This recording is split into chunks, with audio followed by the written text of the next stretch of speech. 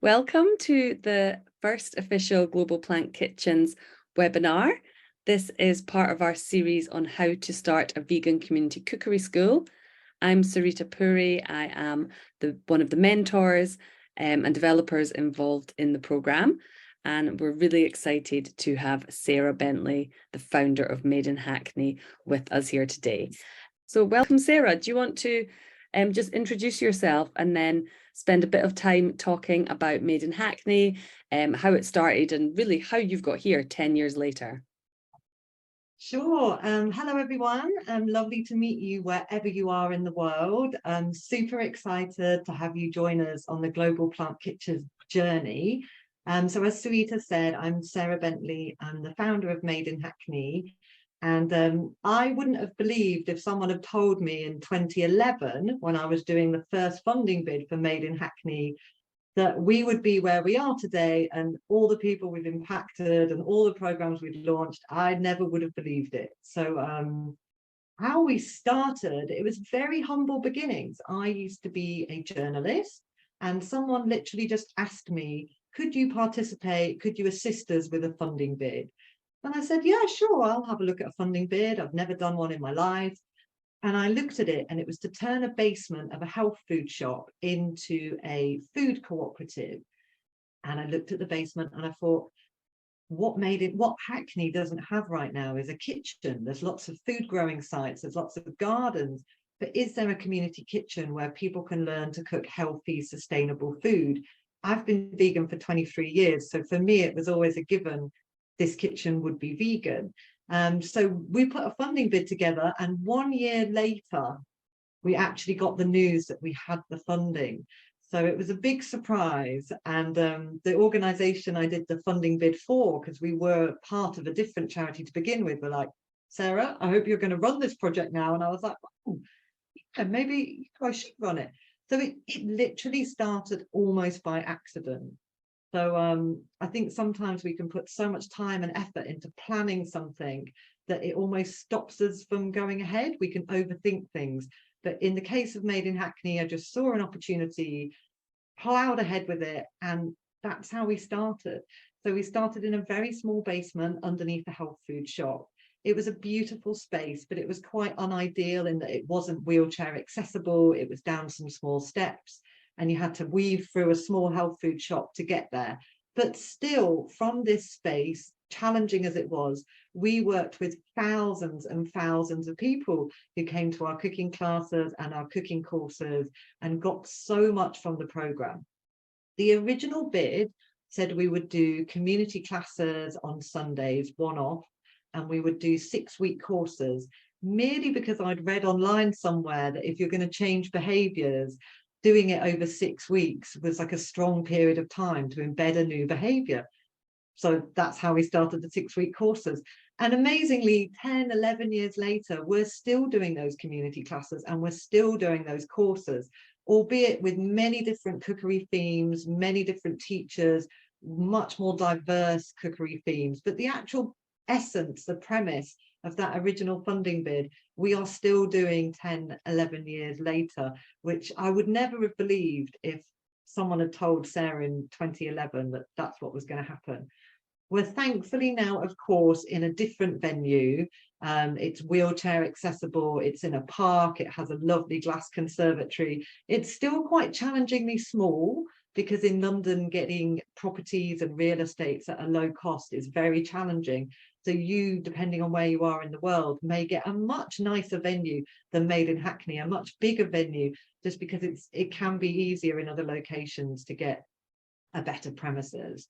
So they were the humble beginnings of how we started. It was just myself and a finance officer working half a day a week because I was scared of doing spreadsheets. I didn't want to do the finances or the spreadsheets. But when you start, you really are, you do have to know all your numbers. So as much as I maybe didn't want to do the numbers, I found that I spent every day looking at those numbers. So it started very small, one teacher, me, finance officer. And then within a few months, we grew, we had more teachers, we realised we needed a volunteer manager. So about 6 months later, we managed to employ a volunteer manager recruited from our volunteers. And then we just steadily grew year on year after that, building on our programs, building on our partnerships, building on our client base, and just growing and growing the impact of our work.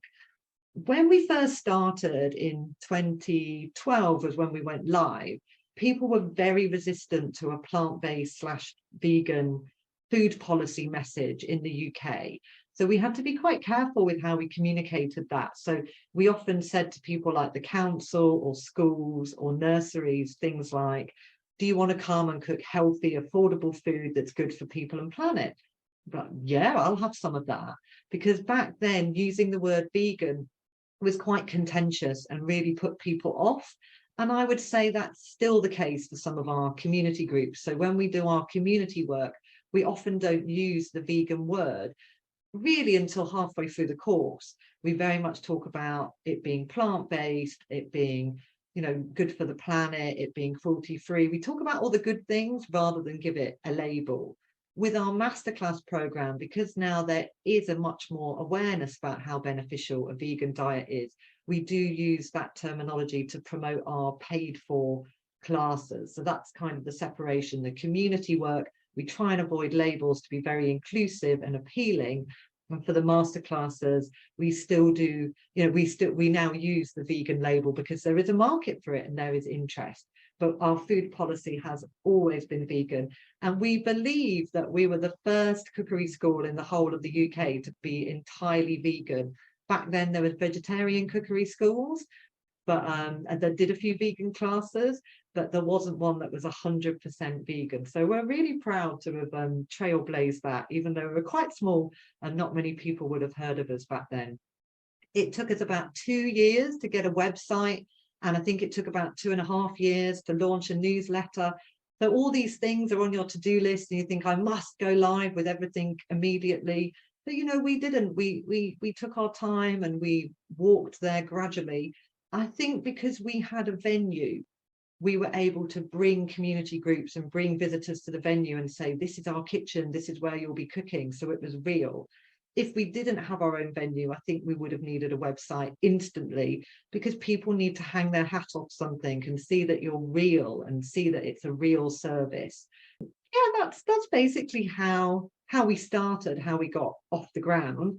It was a big lottery funding bid that we had that launched us, and it was a big one. It was for £110,000.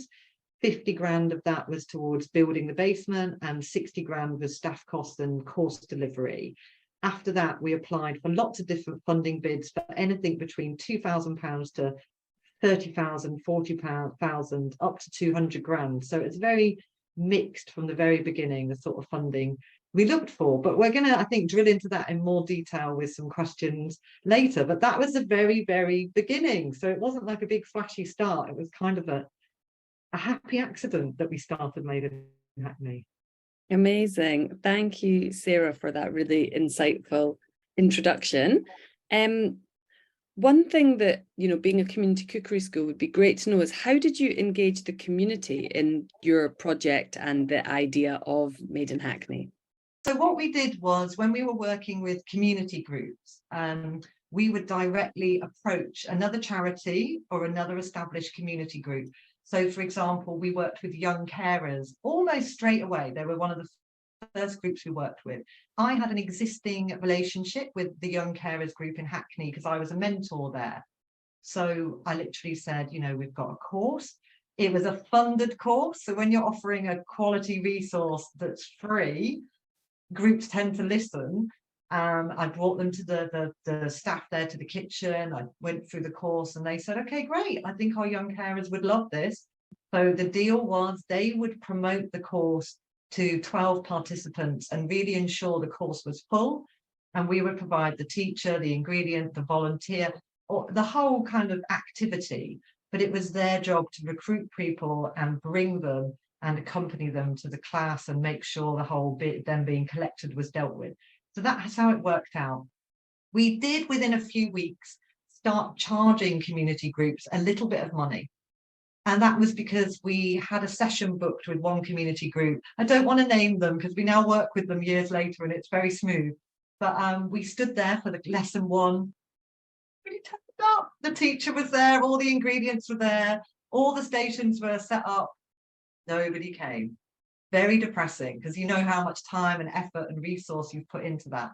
And we got in touch with them and just, yes, they wanted to do it, but no one had took it on in terms of promoting it to their service users and really being in charge of making sure it happens. So to make sure that happens, we found that charging a community group anywhere between £50 and £300 for a 6-week session, which is still very cheap if you have 12 people and you do the maths, divide that, it's a very cheap rate. They have to have a conversation with someone about that money. That check has to be signed off by someone, be processed. So then there's accountability, then there's responsibility. And after we started charging, we never had an issue with people turning up, unless there was a date confusion or something like that. So just charging that little bit of money to community groups, we found really helped with attendance. Our one-off community classes were open to the general public. So what we did to ensure they were full is if we had 12 spaces, we would book 16 people on, we'd have a waiting list, and we'd send a reminder a week before, please let us know if you're going to cancel, and we'd send a reminder 3 days before. So we were just really on it. And then people were quite good at getting back in touch and cancelling, and we were constantly offering the places on the waiting list. It was quite admin heavy, but if you're offering something for free and you really want to make sure those places are used, you have to be really quite on it in terms of constantly reminding people and also saying these places are really valuable and we have a big waiting list, so please don't just not turn up. So really communicate that to people so they have that sense of responsibility, like this is precious, this is a precious place, it costs money, I'm getting it for free, but if I can't come, I'm going to cancel so someone else can have the place. So we realized, and also we send text reminders. You can't send enough reminders if the community work is a free activity, because when it's free, it's like, I could come, I could not come, I could do something else, the sun is shining. So you really have to communicate how precious the places are. And so that's what we did for the outreach. It was community groups that we developed relationships with one-on-one.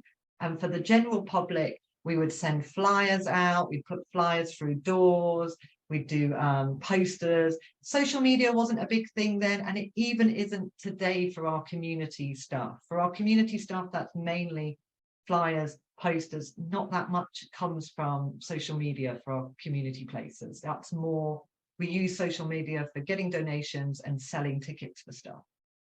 Great, thank you. And we had an advanced question as well about how to increase numbers of signing up for classes, but hopefully that has answered it. It's relentless trying and making people value the classes, which, is incredible. And I think it takes time, doesn't it, to build up? It does take time. And we built a database which had on it people like the job centre, that had on it social workers. I don't know what's happening in your country, but we have social prescribing where people go to the doctor and the doctor says you don't need a pill, you need a cooking class.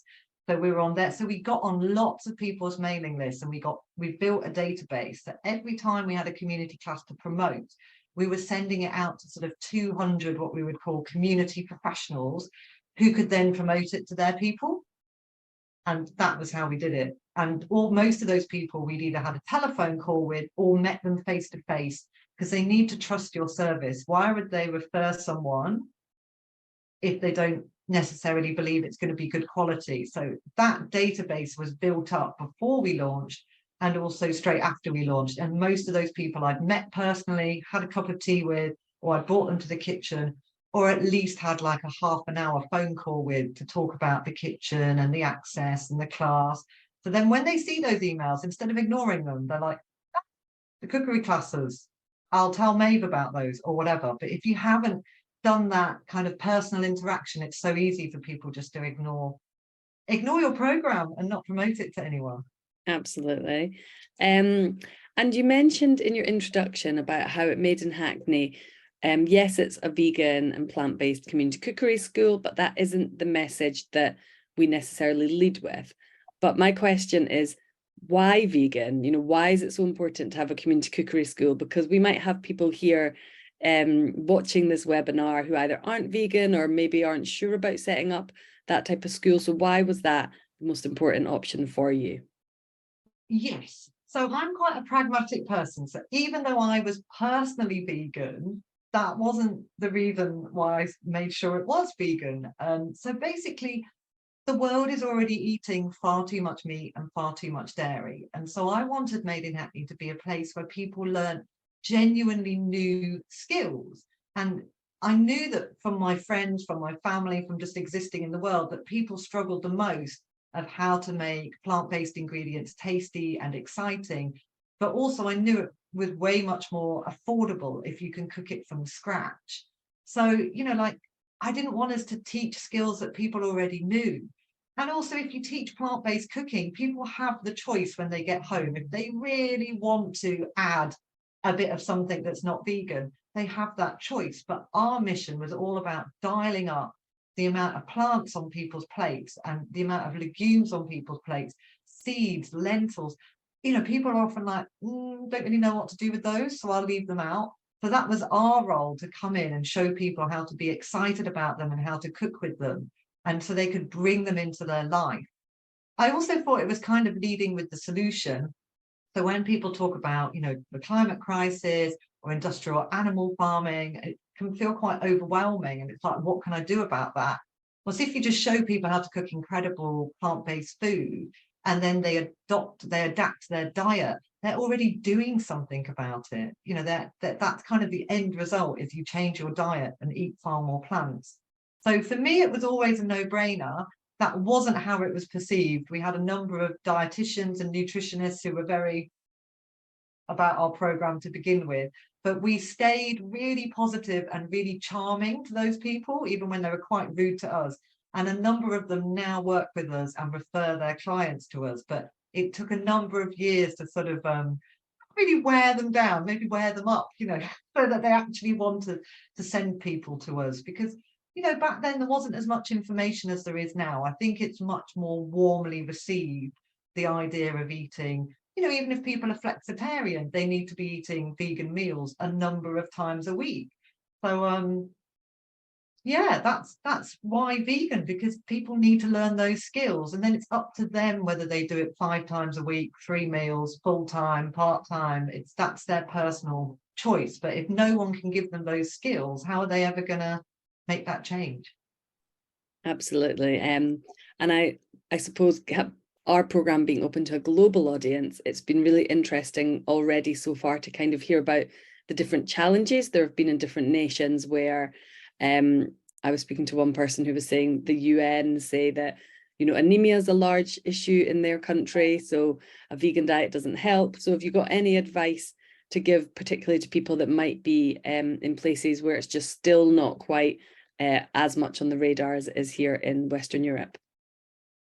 Totally. So depending on what the pushback is, if it's nutrition, get a vegan dietitian, get a plant-based nutritionist, get people on board with the medical qualifications and the know-how, because those issues are real. Some people, if you adopt a plant-based diet in a sort of uninformed way, you can then lead to health challenges. You do need to know what you're eating, and you do need to eat a wide variety of things. So if that's the pushback, get some experts on board, even if you have to work with an international organization like plant-based health professionals in the UK, or physicians for responsible medicine in the US. They do a lot of global work. Get them on board, get them to join your board or to be experts, so that they can provide those reassurances about the nutritional profile and benefits of eating like that. When I worked with schools and nurseries, they were very like, and I was like, oh, you don't want little children working with raw meat. Think of the health and safety. Think of the contamination and the possibility for food poisoning. And also look at London's very diverse. And so it was a way of also saying vegan food actually meets the most religious and cultural food approaches. It's the most open diet that will meet everyone's needs. So that the schools and the nurseries, going at it from the sort of food hygiene perspective and the inclusivity perspective, seem to work with them much more than any messaging about the planet, sadly, or about health and well-being, sadly. But when I sort of mentioned inclusivity and when I mentioned food hygiene, it was like, oh, okay, now we're listening, and doing a bit of a comparison between maybe the amount of protein, the cost, and the food hygiene risks of chickpeas versus meat. And if you show them that comparison, you can make it a bit of an easy choice for them to just say, okay, we'll go ahead with the chickpeas. People just want reassurances, and I think that's really important, because we do want people to be healthy and well. We don't want people trying plant-based for a week or two and feeling really weak and fragile and then moving away from it. So, you have to do it well so that people have a successful experience. Thank you. So we're going to move on now to talk a little bit about people and team. You mentioned at the start that you didn't start this on your own, and you wouldn't be, Made in Hackney wouldn't be where it is without all the people that are part of it. So we've had a few questions there. The first one is really like, can I start with without having a team yet? And then the other couple of questions are around the challenges if you can't find like-minded people to get involved with you. So you absolutely can start on your own. I mean, I sort of started on my own and then added people very quickly. I did do the original funding bid with someone, my co-founder, Joshana Lovage, who was connected to the shop and the basement space. And she worked with me on the funding bid, but then moved on to become a medical doctor. So she started that training. But just there were periods where I felt like it was me alone and everyone was just doing a bit of freelance, and it can feel very exhausting. You can feel quite unsupported. So I would recommend from the very beginning, get as many people working with you as possible as a volunteer, as an advisor, on a steering committee, bring people in, because there's a lot of challenges and lumps and bumps along the way. And the more people you have around you invested in the mission and invested in this project, the more support you have. So I had a lot of support, but there wasn't another person putting in the hours that I was and really dealing with the challenges, and that was mainly me for a while. So I was really relieved when we got a wider and bigger paid team about a year into it. So at the beginning, it was mainly people doing it as volunteers or on the advisory committee. And they were really crucial, or it would have been easy to just throw in the towel. And what about the challenge if you're approaching people, you're asking people, but you're really struggling to get other people to either maybe commit as much time as you, or have that real passion to be committed to something and be sort of like-minded in the same. I would ask them why. Why do they not want to join you on this project? Is it time? Is it that they don't believe in the mission? Could you join a local vegan Facebook group or a sort of plant-based group for your area? Because I think you're going to need to connect with someone where their mission and their purpose is inspired by this, which could be vegan food, could be community, could be health. So if you're only looking for fellow vegans, maybe you need to look at someone who's really passionate about community and health. Widen your pool of who you can approach to join you on this mission. There will be nutritionists and dietitians in your area. There will be health professionals.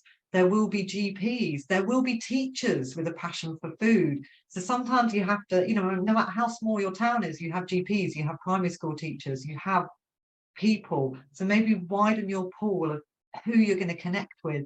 And it might be that they're really passionate about a food growing space at your kitchen, but they're not that passionate about the vegan food. Could you not still bring them in? Could you not still have them helping with the food growing space, even if it's just planters? Try and meet people where they are and bring them in. Because I know if you're working in a very small place, in a very small town, that might feel very challenging. But in some ways, if there's not much going on, that might also be to your benefit, because you're doing something dynamic and exciting. To get people to join you, though, at the beginning, I must say there has to be a bit of smoke and mirrors. I hid the fact that I was exhausted, that I was drained, that it was really challenging, because who's going to want to join me? Who's going to want to join that? Oh, me, please. That looks exhausting. I'm in. Instead, you'll be like, oh, we're doing this amazing kitchen. We've got funding. People are starting to come. People love the classes. Then people want to join you. But if you're like, oh, it's a total headache, staff have left, the first class, nobody came, I'm not saying lie, but I'm saying when you're trying to build people to join you, you do need to filter out some of the challenges and lead with what's most exciting, because that's how you get people to join you and join your mission and work alongside you. So have a little think about how you're presenting it to people at the beginning, because I definitely hid some of the sort of main challenges at the beginning, because I could just see people would be like, that sounds like a nightmare. Why would I get involved with that? So yeah, I think they would be the main bits of advice. Thank you. And we do have a whole session like this on growing a team, looking at both staff and volunteers. I'll just quickly show you this slide that we also did, just to sort of show that, Made in Hackney was actually still pretty small for several years, really up until what, 3 or 4 years ago. And I don't know if there's anything you want to say briefly to 2020, this. 2020, we really grew a lot. That year's missing because it's like there's only some years. It's because during the pandemic we launched a community meal service, and then we also launched Plant Futures, and so and then we launched Global Plant Kitchens. So we grew a lot really since 2020. So we're going to talk about sort of project development, project management. So we had a question from Shanti in advance. So what are some of the barriers you faced when starting up? Oh, there are quite a few. So when we were starting up, we actually were quite unusual, and I didn't understand this at the time because I didn't have any experience. When we launched, it was with a big grant. A lot of people launch with grants for £1,000 or £2,000 or £5,000. We launched with a big grant of about £110,000. But bizarrely, the big lottery asked us to do 2 years worth of work in a year and a half, which made structuring everything and staff hours really confusing and weird. So that was challenging. Also, some of the main challenges, we'd get these small bits of funding to where we could pay people for 6 months or 4 months. And so giving people job security was really challenging at the beginning, because after the initial big lottery grant, the ones we were getting afterwards were very small. And so that made it really hard to give people security for at least a year for their job. So, it's only a certain type of person who can accept a job for just 4 months and not know where it's going. So that was really challenging. What was the question again? The main challenges at the beginning? Yeah, main barriers you faced when starting. We also had, this was crazy, lots of people join us right at the beginning: a finance officer, 2 teachers, and 4 volunteers, all who resigned within 3 weeks, leaving me once again alone. And at that point, I was like, oh my gosh, it must be me. I must be terrible to work with. It must be me. What's going on?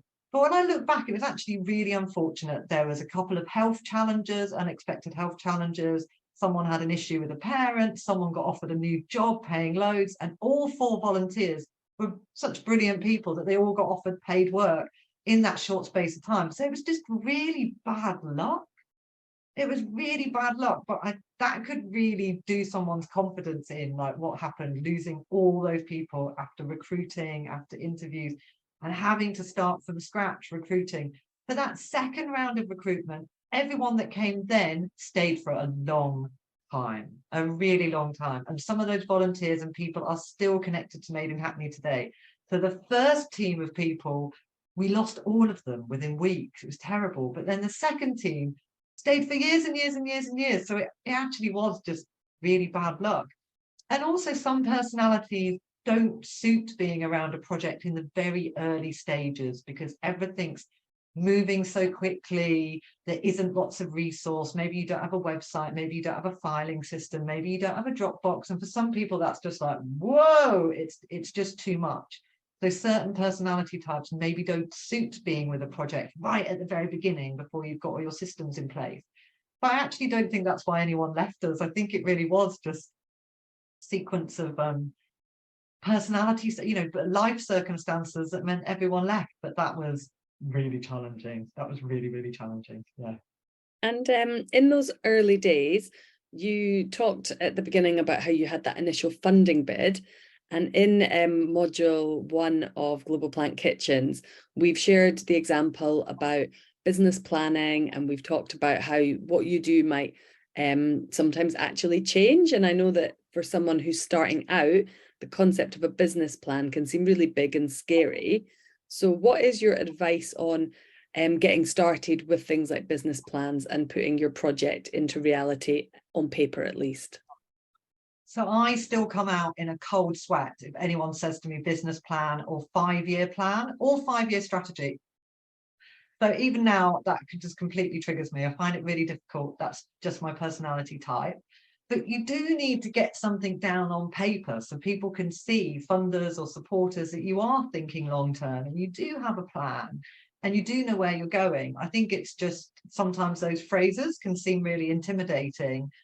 But actually, you have got a vision and you have got a plan. You just need to put it down on paper and structure it in a way that's suitable for a business plan or for a 5-year strategy, or whatever it is that you're doing. So I literally downloaded templates off the internet for business plans and strategies and looked at a few of them and chose the one that resonated the most with me, that I thought I would enjoy following that template. And then I just filled it up. And the business plan, we were going to rent our kitchen when we weren't doing cooking classes. We were going to rent our kitchen and we were going to sell jams and chutneys upstairs in the health food shop. No one wanted to rent our kitchen because it was down the steps, and we designed it like a domestic kitchen so it felt accessible to people. It wasn't catering enough for people to want to hire. And to sell enough jams and chutneys to actually sustain a charity, you actually need to be churning out hundreds and thousands, not like 20 jars after a class. That's just sort of a branding exercise. That's just like a nice thing. It's not going to fund you. So within, I think, about 6 months, I realized that business plan was really sort of defunct, and we switched to doing paid for masterclasses.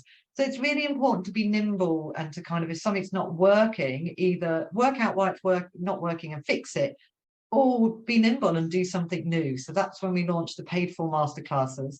The first masterclass we did, we sold it out. I've no idea how. It was called Eating for Optimal Health. And I literally designed a poster on Word and it just had text on it. There was no imagery. And I emailed it to a few people. The teacher was fabulous though, and the content was fabulous, and it was really quite cheap for what we were offering. It was like £60. And it sold out and I couldn't believe it. And when I look back, I really can't believe it. But it was a great class. And that was how we launched our masterclass program, that with the, just we had to do something to bring in some income as well as applying for funding. So it's really important. You might have a plan. Things don't go to plan. You have to be prepared to put it aside and make a new plan. And that's just part of it, I'm afraid. Thank you. And in module 1, there is lots of support with how to do business plans. We have templates in there and lots of good examples. So we're going to move on to some more of the questions that have come in advance. So the first one from Afriye is, it seems as though you're well connected. Would you say that that's been a major, strong reason behind the organisation's popularity, or do you feel that Made in Hackney still would have gained this regardless of your connections? So that's really interesting, because my career before this was in journalism and music journalism, and none of those connections had anything to do with launching Made in Hackney. So I actually had zero connections in the community food, charity, fundraising space. However, I enjoy making connections. I enjoy meeting people. I enjoy having conversations. So building new connections was something that was quite exciting and enjoyable and refreshing to me. I'd been in the media world for kind of 10, 12 years. So it actually felt really lovely to meet new people on food growing sites or at community food events. So I think it was more my ability to create new contacts rather than having like an existing black book. That existing black book was rubbish for what we were doing now. And I didn't really mobilize any of those people at all. It was like a completely clean start. But I think if you don't enjoy going out there, meeting people, making connections, get someone on board that does. I hate formal networking events. Oh, I can't stand them. The pressure to like go around and meet people. And not be like, so what do you do then? And are you useful to me? Like, that's what it feels like to me. I hate them. But if it's just out and about meeting people in their normal activity or at their normal community centre, I absolutely love that and I thrive off that. And I've tried to get better at the networking events because there are lots of them. But, you know, 11, 12 years later, I still like wince at the thought of circulating around the room. You know, how do you do that?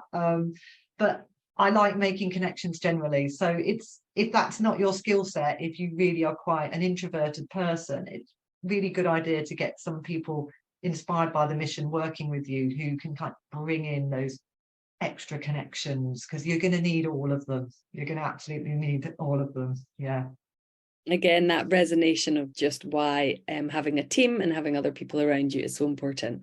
And I remember you once also saying that every connection is really useful, even if sometimes it's a no or a not yet, because you don't know when that person or that opportunity might be open to something else you're doing, or they might move on to a different role as well. So I imagine that's been part of what you've done too. Totally. And for example, we get approached by a lot of students now saying we'd love to come and spend an hour with you and spend a day at the cooking school and a day in the office. And we get so asked so many times that it can be a bit tiresome because you're busy and you're trying to do a million things.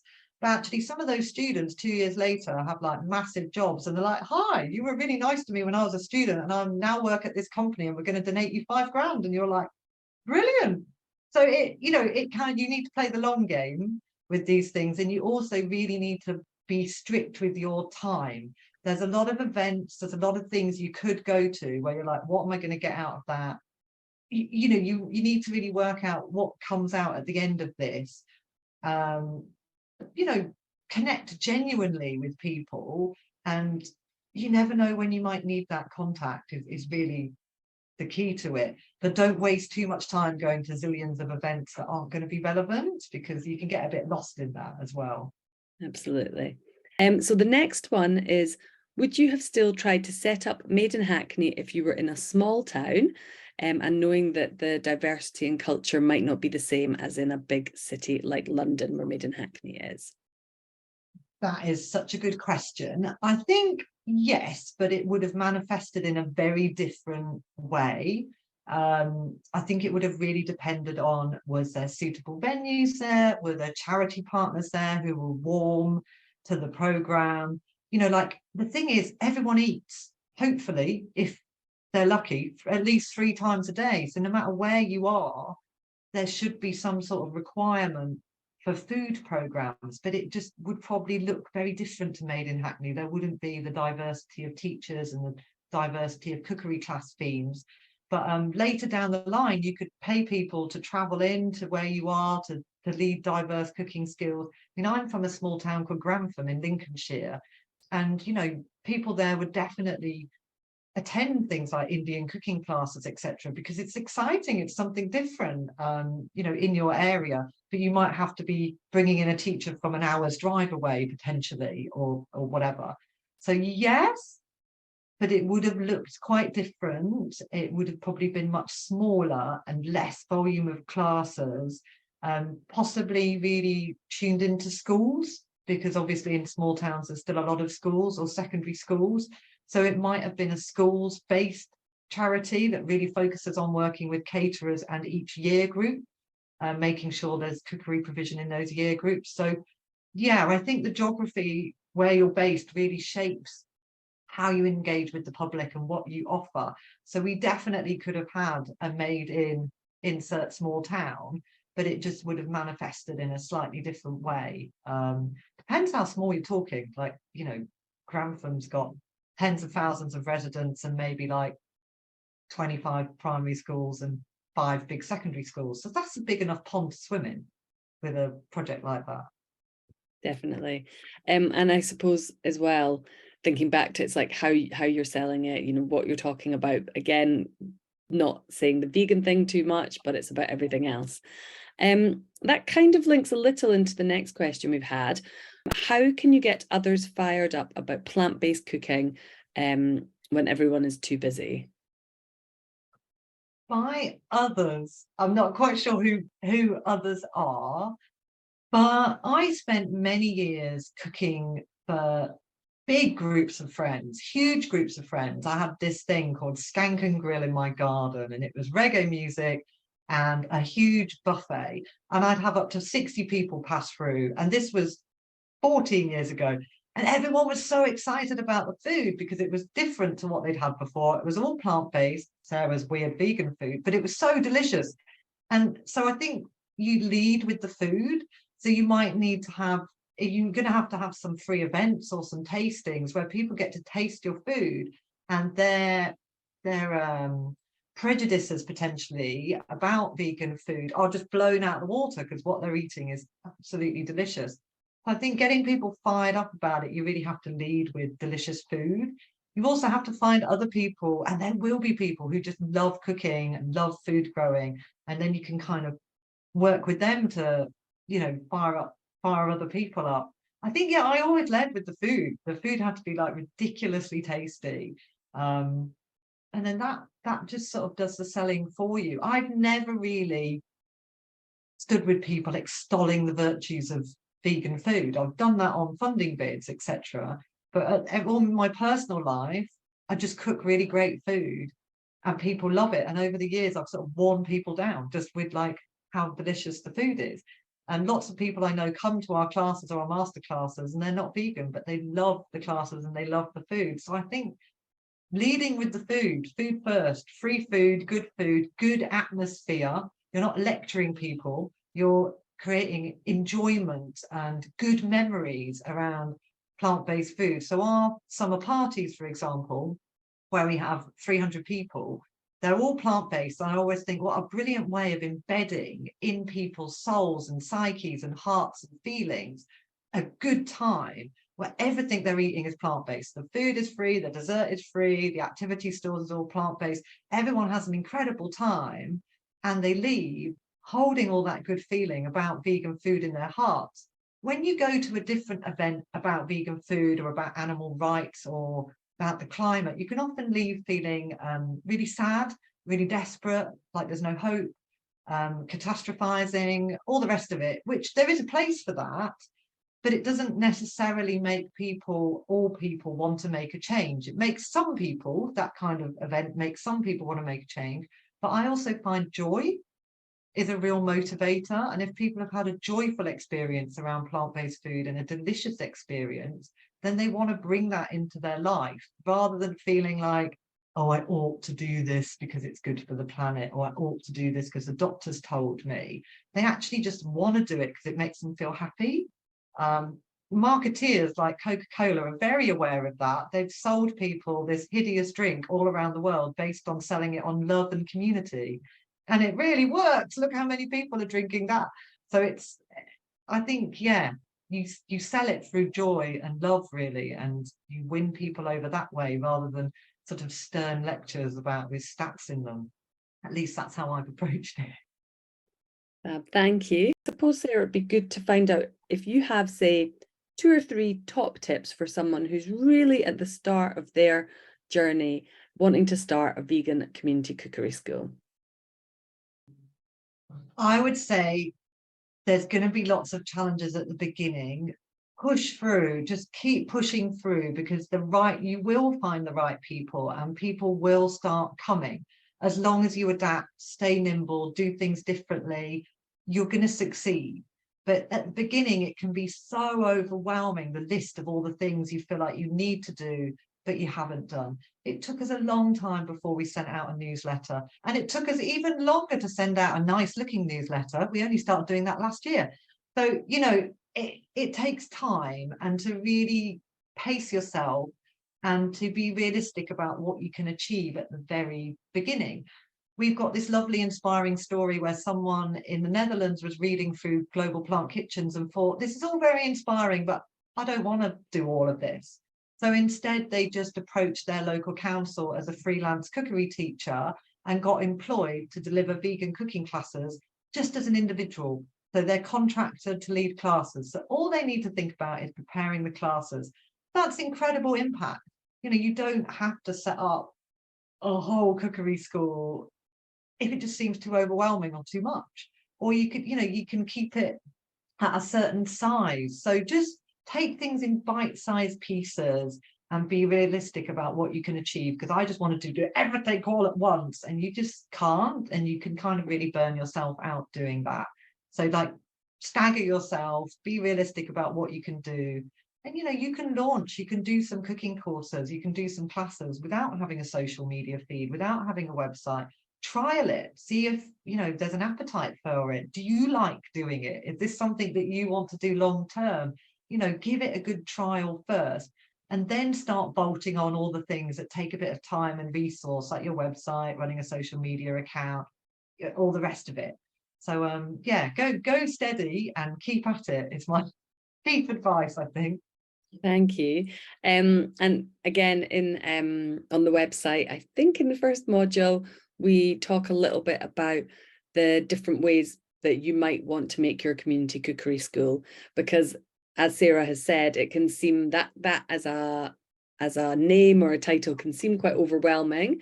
But if you're running classes every so often in a school or a community centre, that's the same thing. And you can take a lot of different learning from across the materials that we've put together on globalplantkitchens.org.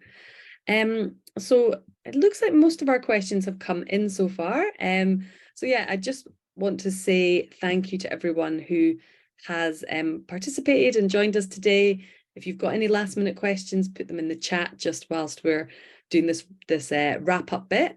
But yeah, mainly thank you to Sarah for sharing all of your wise wisdom over the past 10 years with us, not just in this hour we've spent together, but also in all of the work that we've put together into the platform online.